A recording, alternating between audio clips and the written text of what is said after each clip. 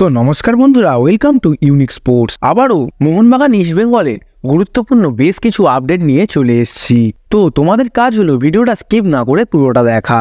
ভিডিওটা যদি পুরোটা দেখো তাহলে অনেক কিছু ইনফরমেশন পাবে, তো ভিডিওটা পুরোটা দেখবে। চলো বন্ধুরা, ভিডিওটা শুরু করা যাক। তো বন্ধুরা, প্রথম আপডেটটি মোহনবাগানের প্লেয়ার আরমান্দো সাদিকিউকে নিয়ে। তো বন্ধুরা, এর আগের ভিডিওতে তোমাদের জানিয়েছিলাম যে আরমান্দো সাদিকিউকে তার পুরনো দল মালাগা এফসি তাদের টিমে নেওয়ার জন্য চেষ্টা করছে।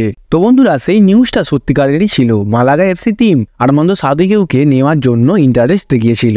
আর বন্ধুরা, আরমান্দো সাদিকিউকে নেওয়ার জন্য মালাগা এফসি দলের কাছ থেকে যেই পরিমাণ মোহনবাগান টাকা চেয়েছিল সেই পরিমাণ টাকা মালাগা টিমটা দিতে পারবে না। মালাগা এফসির সাথে মোহনবাগানের যেই টাকার চুক্তি হয় তাতেই মূল বিষয়টা ঘেটে যায়। অর্থাৎ যে পরিমাণ মোহনবাগান টাকা চাইছিল সেই পরিমাণ টাকা মালাগা দিতে পারবে না, তার ফলেই আরমান্দো সাদিকিউ মোহনবাগানে থেকে গেল। আর আরমান্দো সাদিকিউ আজকে মোহনবাগানের সমস্ত প্লেয়ারদের সাথে প্র্যাকটিসেও নেমেছিলেন। তো বন্ধুরা, পরবর্তী আপডেটটা মোহনবাগানের জনি কাউকোকে নিয়ে।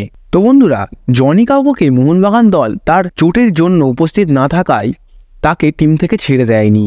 তো মূল কথা, তাকে বিদায় দিয়ে দেয়নি মোহনবাগান দল, তিনি এখনও মোহনবাগান দলেরই সদস্য হয়ে রয়েছেন। তো বন্ধুরা, আজ একটা বেশ ইন্টারেস্টিং ইনস্টাগ্রাম স্টোরি দেখা যায় জনি কাউকোর তরফ থেকে। সেই স্টোরিটা দেখে বোঝা যাচ্ছিল তিনি তার পাসপোর্টের সাথে কোথাও একটা ভ্রমণে যাচ্ছেন। তো তার সাথে তার খেলার বুট ফুটও রয়েছে।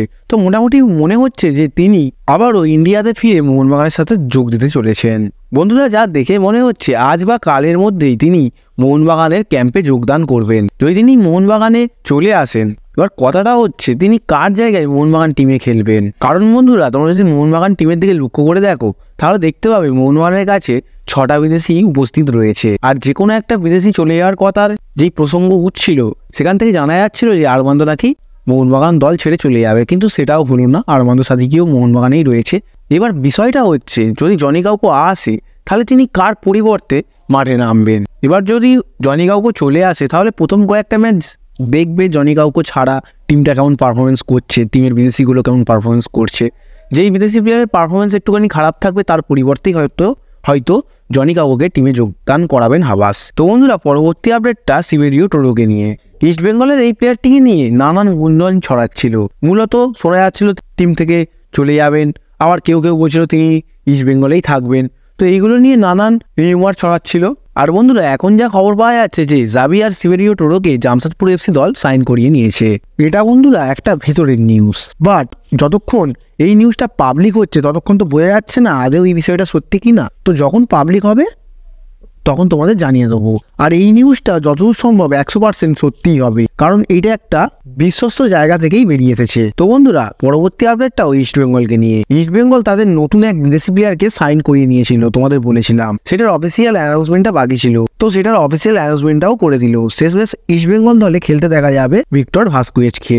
তো বন্ধুরা, তোমরা জানো কিনা জানি না, তো তোমাদের বলে রাখি এই প্লেয়ারটি শোনো না ক্লাব থেকে উঠে আসা এক প্লেয়ার। দেখো বন্ধুরা, যখন এই প্লেয়ারটি নতুন নতুন খেলা শুরু করে তখন সকলে মনে করতো এই প্লেয়ারটি নাকি মেসির থেকেও এক প্রতিবাসী প্লেয়ার। বাট এখন তোমরা সকলেই জানো মেসির জায়গা কোথায় আর ভাস্কুয়েজের জায়গা কোথায়।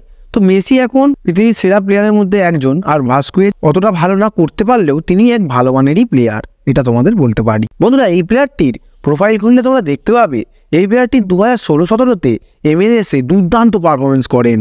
তারপরে তার ক্যারিয়ার বলো খেলার বলো ডাউনফল শুরু হয়। তো এখন তিনি খুব একটা ফর্মে নেই, সেটা তোমাদের জানিয়ে রাখি। কারণ বন্ধুরা, তিনি MLS-এর লাস্ট কয়েকটা ম্যাচে অর্থাৎ 12টা ম্যাচে একটাও গোলও করেননি আর অ্যাসিস্টও করেননি। তো তার ফর্ম একদমই নেই। বাট আইএসএলে তিনি ভালো খেলতেই পারেন বা ইস্ট বেঙ্গলের হয়ে তিনি ভালো খেলতেই পারেন, সেইটা একটা দেখার বিষয় থাকবেই। তোমাদের মতে ইস্ট বেঙ্গলের এই সাইনিংটা কেমন হয়েছে সেটা তোমরা কমেন্টে জানাও।